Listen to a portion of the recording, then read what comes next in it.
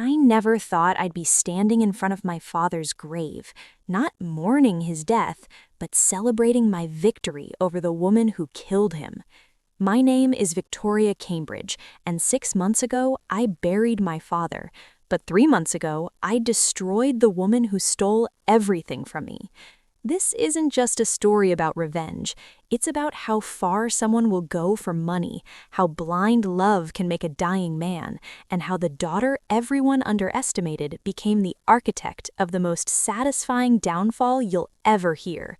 If you've ever been betrayed by someone your family trusted, if you've ever watched a manipulator destroy everything you love, if you've ever wanted justice so badly you could taste it, then you need to hear what happened next.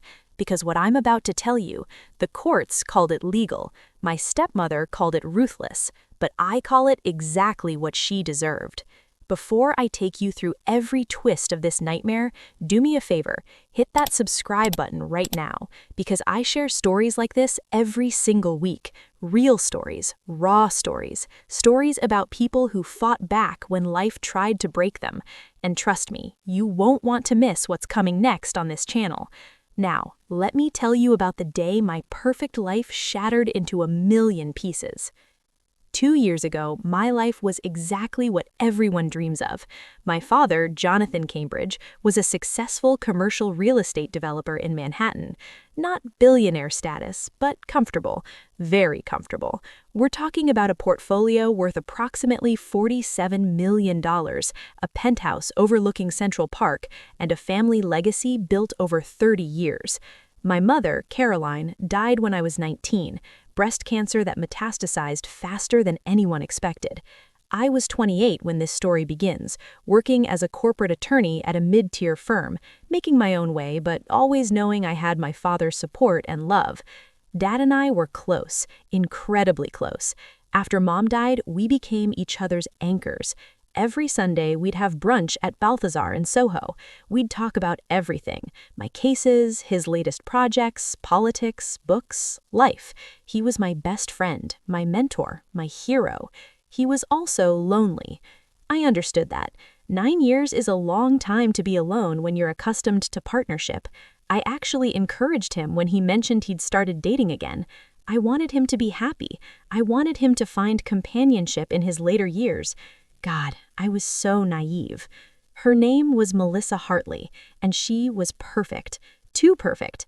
Dad met her at a charity gala, one of those black tie events where Manhattan's upper middle class goes to feel philanthropic while drinking champagne.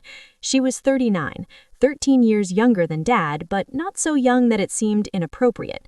She was poised, educated, well-spoken. She claimed to run a boutique interior design consultancy in Tribeca. I remember the first time I met her. Dad brought her to our Sunday brunch about 2 months after they started dating. She wore a tasteful navy dress, minimal jewelry, and had this warm smile that seemed genuine. She asked about my work, seemed genuinely interested in my life, and didn't try too hard to impress me. "Victoria, your father talks about you constantly," she said, touching my hand across the table. "He's so proud of you. It's clear you're the center of his world." I liked her. I actually liked her. She knew exactly what she was doing. Over the next 6 months, Melissa became a fixture in our lives. She'd join us for Sunday brunches, she'd attend Dad's business dinners, she redecorated his home office, just freshening it up, she said, and it actually looked beautiful. She seemed to make Dad lighter, happier even. I was genuinely happy for him. Then came the engagement. Dad called me on a Tuesday evening. I was working late, reviewing contracts for a commercial lease negotiation. My phone lit up with his photo, that picture of us at my law school graduation, both of us grinning like idiots. "Sweetheart, can you come by the apartment this weekend, Saturday evening? I have something important to discuss with you." The tone made my stomach clench, but I pushed the worry aside. "Of course, Dad. Is everything okay?" "Everything's wonderful. I want to talk to you about something, face to face." That Saturday, I arrived at the penthouse at 7 p.m. Dad had prepared my favorite meal, Chilean sea bass with roasted vegetables, a recipe Mom used to make. Melissa was there too, looking radiant in a cream silk blouse. After dinner, Dad reached across the table and took Melissa's hand. Victoria, you know how much you mean to me. You're my daughter, my pride, my everything. But you also know that since your mother passed, there's been a void in my life, a loneliness that success and work and even your wonderful presence couldn't completely fill. I knew what was coming, but I let him continue. Melissa has brought light back into my life. She's brought joy, and I've realized that I don't want to spend whatever years I have left alone. He smiled at her, then back at me. We're getting engaged, and I wanted you to be the first to know because your blessing matters to me more than anything.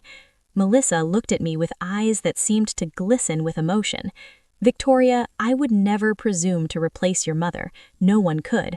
But I love your father deeply, and I promise I'll take care of him. I hope we can build our own relationship as well. What could I say? He looked happy, genuinely happy, in a way I hadn't seen since before Mom got sick. Dad, if she makes you happy, then I'm happy for you, I said, standing to hug both of them. Welcome to the family, Melissa. She hugged me back, whispering in my ear, thank you for trusting me with him. I won't let you down. That was the biggest lie anyone has ever told me. They were married 4 months later at a small, elegant ceremony at the plaza. 50 guests, mostly Dad's business associates and a few close friends. Melissa's side was surprisingly sparse. She claimed most of her family lived abroad and couldn't make it. A few friends from her design business attended, but no one who seemed particularly close to her. I should have questioned that, but I was busy with work and Dad seemed happy, and everything felt fine. The first year of their marriage was uneventful. Melissa moved into the penthouse, she continued her design work, she and Dad traveled. Paris, Barcelona, the Amalfi Coast. He was living his best life, and I was genuinely pleased for him. Then came Dad getting sick. It started with fatigue. He'd mentioned feeling tired during our Sunday brunches. Then came the weight loss, subtle at first but noticeable over a few months. When he finally went to his doctor, the tests revealed the nightmare. Stage 4 pancreatic cancer, metastasized to his liver. Prognosis, 6 to 12 months. I will never forget sitting in that oncologist office, watching my father, this strong, vital man who'd built an empire from nothing, crumble as the doctor explained treatment options that weren't really options. Palliative care, quality of life, getting his affairs in order. Melissa cried. She held his hand. She seemed devastated. I was too destroyed by grief to notice how calculated her devastation really was. The next 6 months were a blur of hospital visits, treatments that made Dad sicker instead of better, and watching a strong man slowly fade.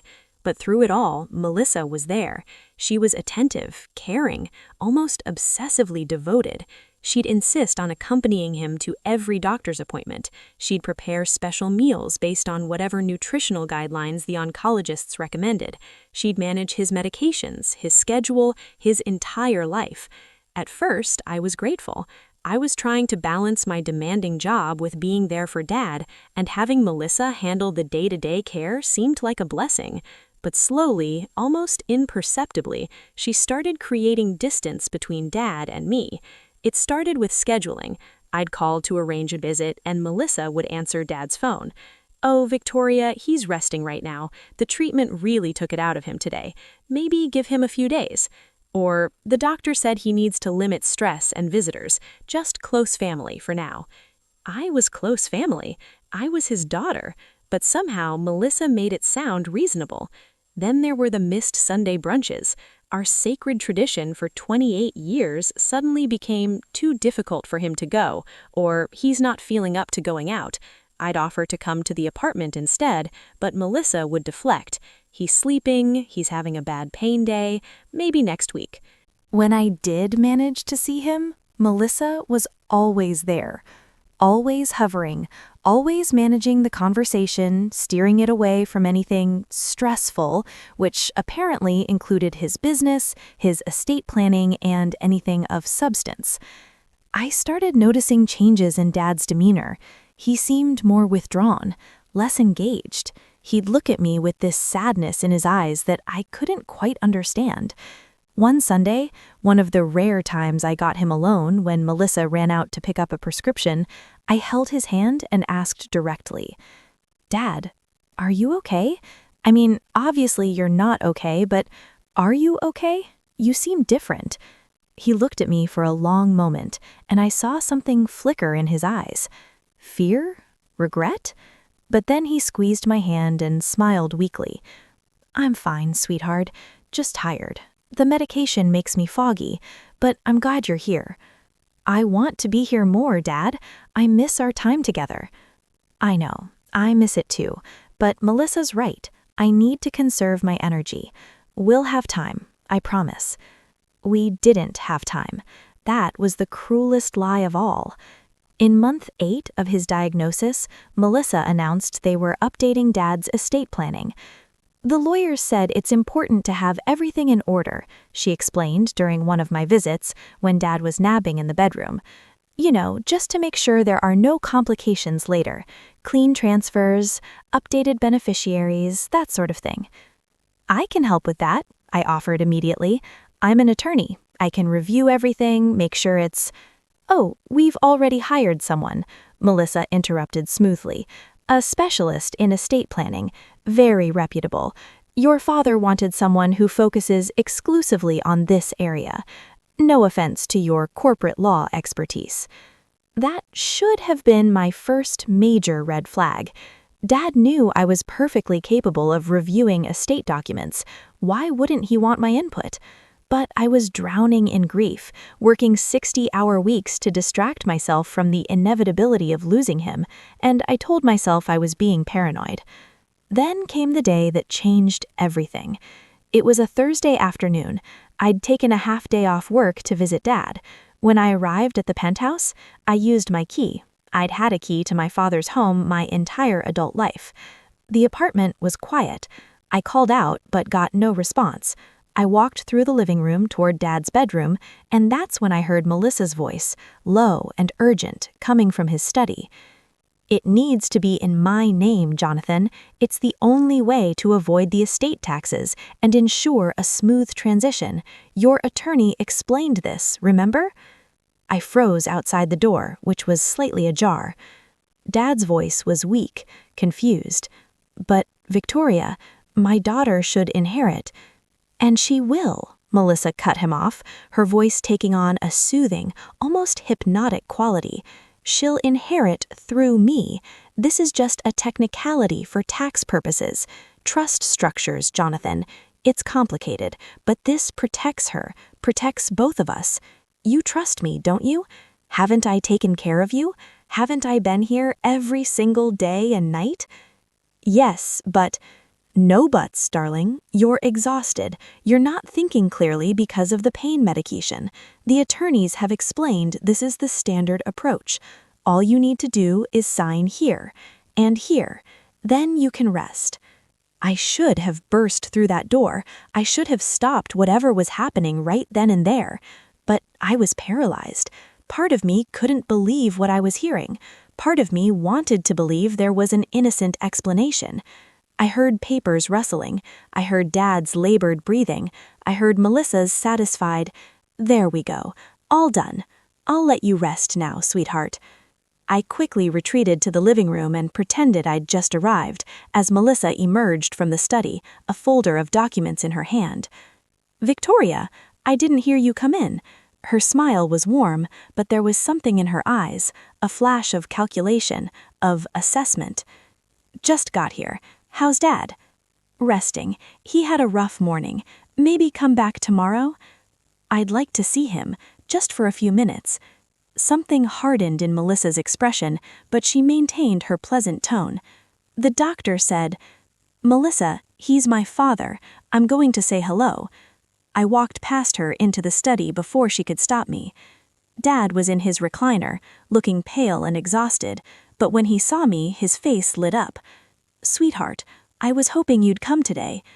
I knelt beside his chair and took his hand. It felt so fragile, so unlike the strong hands that used to lift me onto his shoulders when I was little. "How are you feeling, Dad?" "Tired. Always so tired now." He looked at me with those sad eyes again. Victoria, I want to talk to you about... Melissa, you should rest. Interrupted from the doorway. Doctor's orders. Victoria understands. Dad looked between us, then closed his eyes. Yes, rest. We'll talk later, sweetheart. But we never did, because 2 weeks later, my father died. Dad passed away on a Tuesday morning. Melissa called me at 7 a.m. I heard it in her voice before she even said the words, that flat, careful tone people use when delivering unbearable news. Victoria, you need to come to the hospital. Your father, he's gone. He went peacefully in his sleep about an hour ago. I'm so sorry. The funeral was massive. Dad had touched so many lives through his business, his philanthropy, his genuine kindness. Hundreds of people came to pay their respects. Melissa played the grieving widow perfectly, elegant in black, tearful but composed, graciously accepting condolences. I was numb, completely numb. I went through the motions, accepting hugs, thanking people for coming, delivering a eulogy that I barely remember giving. The reading of the will was scheduled 1 week after the funeral. I met Melissa at the offices of Whitmore and Associates, the estate planning firm she'd hired. The attorney, Gerald Whitmore, was a thin man in his 60s with cold eyes and an expression that suggested he'd seen every ugly family fight imaginable. Thank you both for coming, he began, opening a leather portfolio. I'll keep this straightforward. Mr. Cambridge updated his estate plan approximately 6 weeks before his death. The changes were significant, so I want to ensure both parties understand the disposition of assets. My stomach dropped. Whitmore read through the technical language, but the reality was devastatingly simple. Everything, the penthouse, the real estate portfolio, the investment accounts, the business holdings, every single asset had been transferred into a living trust, with Melissa as the primary beneficiary and trustee. I received a single bequest, $100,000. Out of a $47 million estate, my father left me $100,000. I sat in that leather chair, unable to process what I was hearing. This couldn't be real. My father loved me. He would never... There must be a mistake, I heard myself say. My father wouldn't have done this. He wouldn't have cut me out of... Ms. Cambridge, I assure you, these documents are legally sound, Whitmore said, his tone professionally neutral. Your father was of sound mind when he signed them. I witnessed the signing myself, as did 2 other attorneys from this firm. There's no question of competency or undue influence. I looked at Melissa. She met my gaze steadily, her expression sad but resolute. Victoria, your father's primary concern was avoiding estate taxes and ensuring the business legacy continued smoothly. The trust structure allows for that. As trustee, I'll manage everything according to his wishes. His wishes? My voice was rising, anger finally breaking through the numbness. His wishes were to leave his daughter $100,000? Do you expect me to believe that? I understand you're upset, Melissa said, her voice maddeningly calm. Grief manifests as anger sometimes, but yes, these were your father's wishes. The documents are legal and binding. I'm sorry you're disappointed, but this is what Jonathan wanted. I wanted to scream. I wanted to flip that mahogany table and tear those documents to shreds. Instead, I stood up, gathered what remained of my dignity, and walked out of that office. For 3 days, I did nothing but cry. I called in sick to work. I stayed in my apartment, a modest 2-bedroom in the Upper West Side that I'd rented with my own money, proud of my independence, and spiraled into despair. I'd lost my father, and somehow I'd lost my family legacy too. But on the 4th day, something shifted. The grief began to crystallize into something sharper, clearer. Rage. My father loved me. I knew that with absolute certainty. The man who'd taught me to ride a bike, who'd attended every school play and debate tournament, who'd cried at my law school graduation, who'd told me I was his greatest accomplishment, that man wouldn't have cut me out of his will without explanation. Unless he'd been manipulated, unless Melissa had gaslit him in his weakest, most vulnerable state, unless everything she'd done, the isolation, the control over his medication and information, the updating of estate documents, had been part of a calculated plan. I needed proof. I needed to understand who Melissa Hartley really was. So I started digging. I'm an attorney. I know how to research. I know how to find information. But more importantly, I have access to databases and resources that most people don't. I started with the basics. Melissa Hartley, age 39, boutique interior design consultant in Tribeca. Her business, Melissa Hartley Interiors, had a sleek website with a portfolio of high-end residential projects. Very professional, very convincing. Except when I ran a business entity search through the New York Department of State, I found that Melissa Hartley Interiors had been registered only 3 months before she met my father. The business had virtually no financial history, no tax returns filed, no employee records. It was a shell, a facade. I dug deeper into her background. According to her LinkedIn profile, she'd graduated from Parsons School of Design and had worked for several prestigious interior design firms in New York before starting her own consultancy. I called Parsons. No record of a Melissa Hartley graduating in the year she claimed. I called the design firms listed on her resume. Either they'd never heard of her, or their records showed she'd worked there for less than 6 months before being terminated. Melissa Hartley's entire professional identity was a lie. Next, I searched for her personal history, social media profiles, public records, anything that would give me insight into who she really was. Her Facebook profile went back only 3 years. Her Instagram was similarly recent. For someone allegedly in her late 30s, she had virtually no digital footprint before 2021. That's when I hired a private investigator. His name was Marcus Chen, a former NYPD detective who now ran a private investigation firm specializing in background checks and fraud cases. I found him through a colleague who'd used his services for a corporate litigation case. I need everything you can find on this woman. I slid a folder across his desk containing every piece of information I'd gathered on Melissa Hartley. Who she really is, where she came from, what she's done before, everything. Marcus took the folder, scanned the contents, and looked up at me with raised eyebrows. Your stepmother? The woman who stole my inheritance and manipulated my dying father. He nodded slowly. Give me 2 weeks.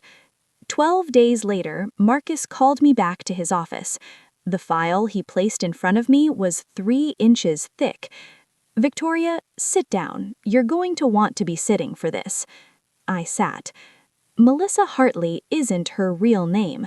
Her real name is Melissa Patricia Rostov. She's 46 years old, not 39, and she's done this before. My heart was pounding. Done what before? Marcus opened the file and pulled out a series of photographs and documents. In 2015, she married a real estate investor in Boston named Harold Breckenridge. He was 63, wealthy, widowed. They met at a charity event. Sound familiar? I nodded, unable to speak. Harold died of a heart attack 8 months after they married. He'd updated his will shortly before his death, leaving almost everything to Melissa. His children from his first marriage tried to contest it, claiming undue influence, but the will was airtight. She walked away with approximately $23 million. My stomach turned. Before that, he continued, she was involved with a venture capitalist in San Francisco named Robert Chen, no relation to me. He didn't die, but after a 2-year relationship, he filed a restraining order claiming she had financially manipulated him and stolen from his accounts. The case was settled quietly out of court for an undisclosed sum. Oh my God! And before that, there's a pattern going back almost 20 years. Different names, she's used at least 4 aliases, different cities, but always the same M.O. target wealthy older men, usually widowers or divorcees, establish herself as a romantic partner, isolate them from family and friends, manipulate financial assets, then disappear with the money. Marcus pulled out more documents, marriage certificates, death certificates, news articles about wealthy men who died under convenient circumstances, police reports from victims who'd survived but been financially devastated. "She's a professional," Marcus said quietly, "a black widow in every sense, except she doesn't usually kill them directly. She just positions herself perfectly for when they die naturally, or helps speed up the process through stress, medication tampering, isolation from proper medical care." I felt like I was going to sick. "Can we prove she did this to my father? Can we prove she manipulated him?" Marcus's expression was grim. "Proving undue influence in court is incredibly difficult, especially when the victim is deceased and there are signed legal documents witnessed by attorneys. But Victoria, I found something else, something she didn't hide well enough." He pulled out a final document and placed it in front of me. It was a police report from Boston filed by Harold Breckenridge's daughter 3 months after her father's death. She'd hired her own investigator who'd discovered text messages between Melissa and an unknown contact, messages discussing timeline, medication adjustments, and securing the assets. The case had never gone anywhere because there wasn't enough evidence to prosecute, and the text messages were deemed inadmissible due to how they were obtained. But they existed. "I've managed to track down the daughter, Rebecca Breckenridge," Marcus said. "She's still in Boston, still angry, still convinced Melissa murdered her father. She'd be willing to talk to you, share everything she knows." I looked at that file, evidence of a serial predator who'd targeted my father, isolated him, manipulated him in his weakest moment, and stolen everything he'd built. The grief was still there, but now it was joined by something pure and crystalline: purpose. "Marcus, I need you to do something else for me," I said, my voice steady. "I need you to find every victim, every person she's done this to. I need testimony, evidence, patterns. I need to build a case that's so overwhelming that even her expensive attorneys can't defend against it." "What exactly are you planning?" I looked him directly in the eye. "I'm going to destroy her, legally, publicly, completely. She took everything from my father and me. I'm going to take everything from her." Marcus smiled slowly. "I'll get started." Over the next 2 months, I became obsessed. I took a leave of absence from my job, telling my managing partner I needed time to grieve and settle my father's estate. What I was really doing was building a case. Marcus and I tracked down 5 other victims of Melissa's schemes.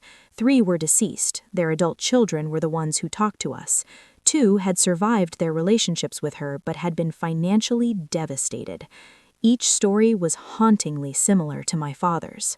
Harold Breckenridge, Boston real estate investor, met Melissa at a charity gala, married within 6 months, became isolated from his adult children, changed his will shortly before dying of a heart attack that his daughter believed was induced by medication tampering. Melissa inherited $23 million. David Morrison, Seattle tech entrepreneur, met Melissa using the name Maria Hart at a networking event. 2-year relationship during which she gave her access to business accounts. When he discovered she'd embezzled over $3 million, she vanished. He reported the theft, but she'd covered her tracks too well for prosecution. Robert Chen, San Francisco venture capitalist, 2-year relationship with Melissa using the name Melissa Roberts. He claimed she'd psychologically manipulated him, isolated him from friends and business partners, and stolen from his personal and business accounts. Filed a restraining order, settled out of court for an undisclosed amount just to make her go away. Thomas Whitmore, no relation to the attorney, and yes, the irony wasn't lost on me, Phoenix commercial real estate developer, met Melissa at a golf tournament, married within 8 months, died of complications from diabetes that his son believed were caused by Melissa tampering with his insulin. she inherited $17 million. Gregory Palmer, Manhattan investment banker, met Melissa at an art gallery opening, 6-month relationship during which she manipulated him into adding her to several bank accounts and investment portfolios. When he discovered the manipulation and threatened to report her, she disappeared with approximately $5 million in liquid assets. Every victim, every story, every devastating loss. I documented everything. I collected marriage certificates under various names, death certificates, police reports showing suspicious transfers, financial records showing suspicious transfers, testimony from victims and their families, timeline analyses showing her pattern, expert witness statements from forensic accountants, psychological evaluations from expert witnesses who specialized in manipulation and financial exploitation. I also did something else. I had Marcus investigate Melissa's current finances. What we found was staggering. Since my father's death 3 months earlier, Melissa had already transferred $12 million from the trust accounts into offshore accounts in the Cayman Islands and Switzerland. She'd begun liquidating my father's real estate portfolio, selling properties at below-market prices for quick cash that she could move internationally. She was preparing to disappear. Again. Just like she'd done after every other score. But this time, I wasn't going to let her vanish. I consulted with 3 different attorneys, experts in estate law, fraud, and elder abuse. The consensus was that while proving undue influence in probate court would be difficult, I had something much more powerful, a criminal pattern. Multiple victims across multiple states, clear evidence of identity fraud, documented financial manipulation, testimony from survivors and families. This wasn't just about my father's estate anymore. This was about bringing down a serial predator.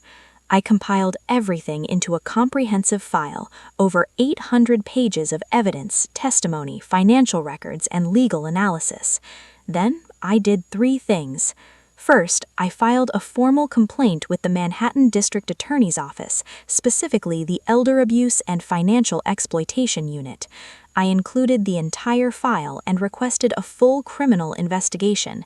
Second, I filed a civil lawsuit challenging the validity of my father's will on grounds of undue influence, lack of mental capacity due to medication and illness, and fraudulent manipulation.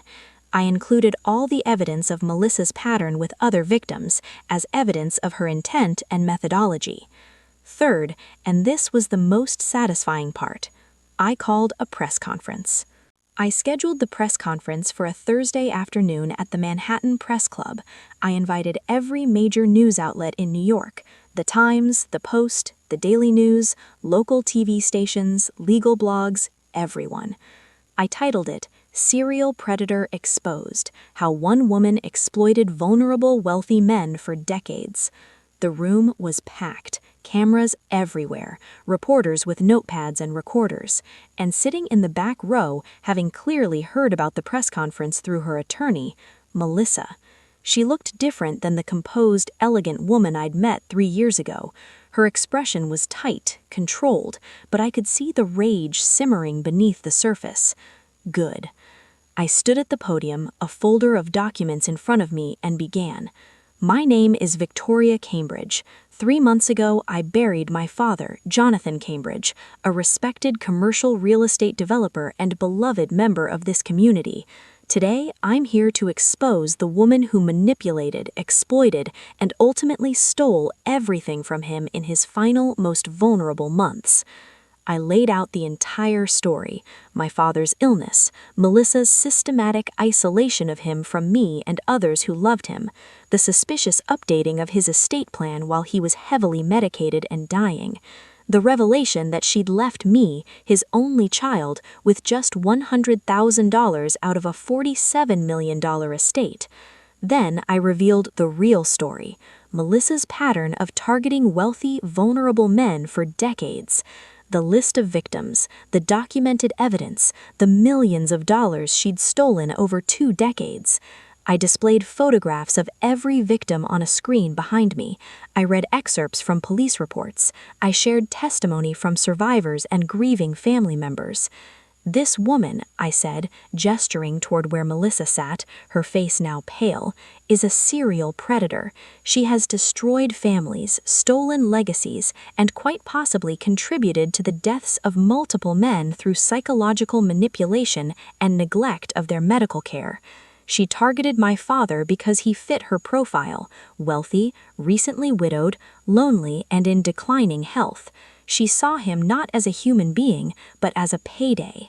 The reporters were scribbling furiously. Cameras were flashing. Melissa stood up, her attorney, a slick corporate type named Richard Brennan, beside her. "These accusations are defamatory and completely false," Brennan announced loudly. "My client is a grieving widow who is being vilified by a disgruntled family member upset about estate planning decisions. We will be pursuing legal action for defamation and—" "Pursue whatever you want," I interrupted, looking directly at Melissa. "The Manhattan DA's office has already opened a criminal investigation based on the evidence I've provided. The civil lawsuit challenging my father's will has been filed, and every news outlet in this city now has access to 2 decades of documented evidence showing exactly what you are." Melissa's composure cracked. For just a moment, I saw raw fury in her eyes. "You have no idea what you're doing," she hissed. "Oh, I know exactly what I'm doing," I replied calmly. "I'm getting justice for my father and every other person you victimized. You're done, Melissa. Or should I call you Melissa Patricia Rostov? Or maybe Maria Hart? Or Melissa Roberts? How many names have you used over the years?" The room erupted with questions from reporters. Melissa and her attorney pushed through the crowd and left, but not before every camera in the room captured her furious, guilty expression. That press conference went viral. By that evening, the story was on every local news station. By the next morning, it had been picked up nationally. By the end of the week, investigative journalists from major publications were digging into Melissa's past and finding even more victims I hadn't discovered. The public outrage was massive. Social media exploded with discussions about elder abuse, predatory relationships, and the need for stronger protections for vulnerable individuals. But more importantly, the legal machinery began to move. The Manhattan DA's office didn't mess around once they saw the evidence. They opened a full criminal investigation and immediately froze all of my father's estate assets, preventing Melissa from moving any more money offshore.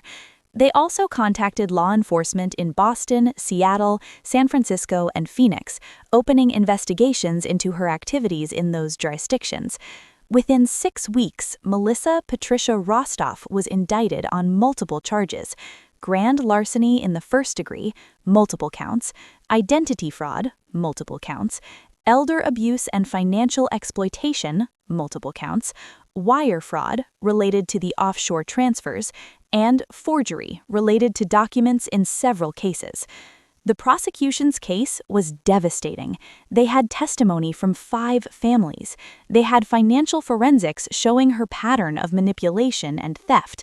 They had expert witnesses explaining how she'd systematically isolated victims and manipulated their medical care and decision-making.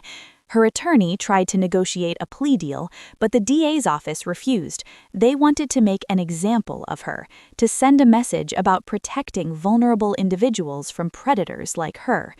The trial lasted 3 weeks. I attended every single day, sitting in the front row where Melissa could see me.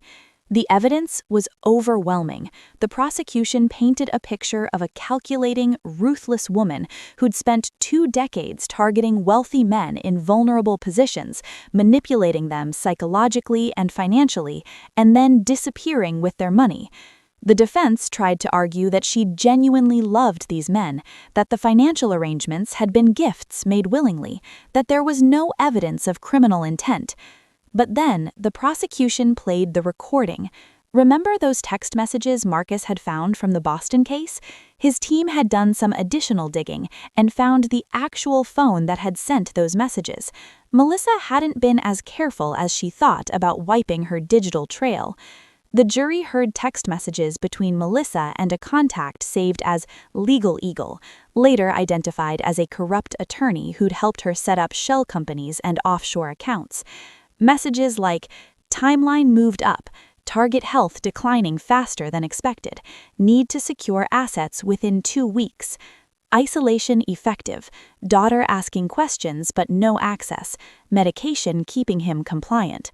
Documents signed. Trust secured. Will have access to full estate within 90 days of death." The courtroom was silent as those messages were read aloud. I watched Melissa's face. She knew it was over. The jury deliberated for less than 4 hours, guilty on all counts. At sentencing, the judge was harsh. He spoke about the vulnerability of the elderly, the betrayal of trust, the calculated cruelty of Melissa's crimes. "Ms. Rostov, you are a predator in every sense of the word. You targeted vulnerable individuals, exploited their loneliness and illness, manipulated them in their weakest moments, and stole not just their money but their dignity, their agency, and in some cases, quite possibly their lives. You showed no remorse, no conscience, no humanity." He sentenced her to 25 years in federal prison without possibility of parole for 15 years. At 46 years old, Melissa would be 61 before she'd even be eligible for release. Additionally, he ordered full restitution to all victims and their families. Every dollar she'd stolen, every asset she'd hidden was to be seized and returned to their families. When the sentence was announced, I didn't cheer. I didn't celebrate. I just sat there, feeling the weight of 3 years of manipulation, grief, and rage finally lift from my shoulders. The estate case was easier after the criminal conviction. My father's will was overturned on grounds of undue influence. His original estate plan, the one he'd created after my mother died, leaving everything to me with clear instructions for the business legacy, was reinstated. I inherited my father's estate as he'd originally intended. But money wasn't what I'd fought for. Justice was. With the estate resources, I established the Jonathan Cambridge Foundation for Elder Protection. The foundation provides legal assistance to families fighting financial exploitation, funds research into predatory manipulation tactics, and lobbies for stronger protections for vulnerable individuals. I also worked with legislators to pass stricter laws around estate planning for individuals with terminal illness, requiring independent legal counsel and witness verification of mental capacity. Rebecca Breckenridge, Harold's daughter from Boston, became a close friend and ally. Together, we've connected with families from all of Melissa's victims, creating a support network for people who'd experienced similar exploitation. The investigative journalism that followed my press conference led to the exposure of several other similar predators, resulting in additional arrests and convictions. As for Melissa, she's currently serving her sentence in federal prison. I heard through legal channels that she tried to appeal the conviction, but it was denied. I've moved on with my life. I still practice law, now focusing on elder law and estate protection. I found purpose in helping others avoid what my father and I went through. But I think about him every day. I visit his grave every Sunday, our old brunch day. I tell him about the foundation, about the lives we've saved, about the justice we achieved. I tell him that I fought for him, that I didn't let her win, that his legacy is one of justice and protection, not manipulation and theft. And I like to think wherever he is, he's proud of me. So that's my story, the story of how I lost everything, discovered the truth, and fought back against a predator who thought she was untouchable. If you're watching this and you've experienced something similar, if someone has exploited you or a loved one, if you've been manipulated or stolen from, please know that you're not alone. There are resources available. There are people who will fight for you. And to anyone out there thinking they can exploit vulnerable people without consequences, this story is proof that justice might take time, but it does come. Before you go, please subscribe to this channel. I share stories like this every week, real stories about people who fought back against injustice and won, stories about survival, revenge, and justice.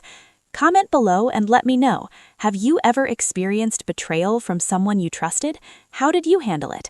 I read every comment and I want to hear your stories. And if this video helped you in any way, or if you think someone needs to hear it, please share it. Sometimes the most powerful thing we can do is let people know they're not alone in their struggles. Thank you for watching. Thank you for listening to my story. And remember, the people who underestimate you are the ones who fall the hardest when you rise up. I'm Victoria Cambridge, and I'll see you in the next video.